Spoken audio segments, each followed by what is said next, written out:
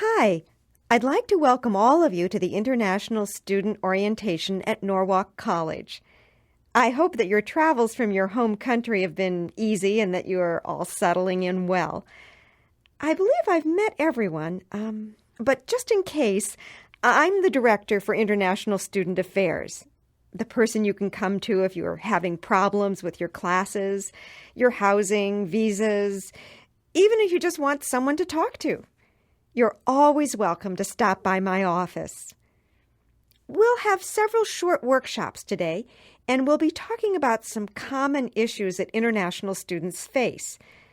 The first one that I want to deal with is about communication, and in particular, nonverbal communication. Now, all of you have been studying English for some time. You have a good vocabulary, and you probably know all about verb tenses and modals and can ask directions and order from a menu. But communication is not only verbal. That is, talking is not the only language we use to communicate. Another way we communicate is through nonverbal communication, or body language. The term body language means the movements we use and the facial expressions we have, like smiling or frowning, the way we sit or stand, the way we touch or look at someone, the distance we stand from another person.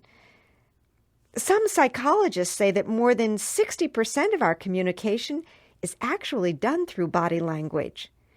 We do it without thinking or without ever having been specifically taught what the gestures or expressions mean. The problem is that body language is a little bit different in each culture, and this can often cause some problems with communication. Here's an example.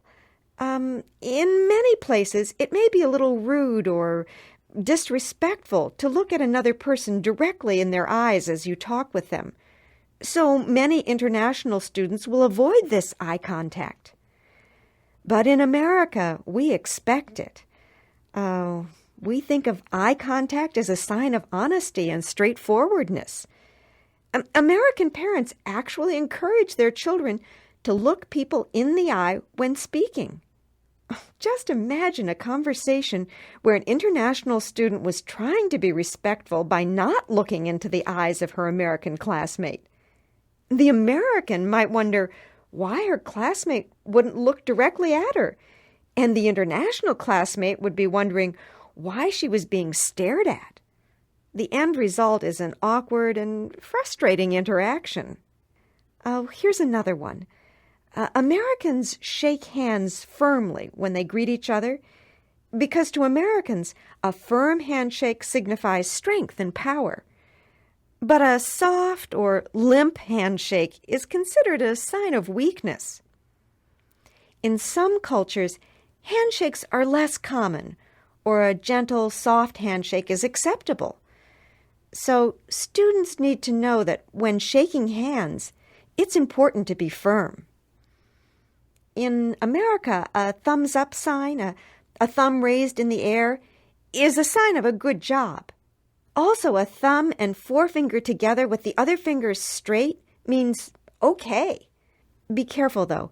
In other countries like Germany, Brazil, or Japan, this okay symbol can have other meanings. So be aware of who you're talking to when you use this gesture. Oh, here's another important one. In America, holding hands and kissing are reserved for people in love. In fact, Americans generally do not touch each other, and they like to keep distance between them and the person who they're speaking with. But there are many exceptions. For instance, friends, especially women, might hug when saying goodbye, and small children often hold hands. I'm going to hand out a list of some common examples of nonverbal communication that are specific to American culture.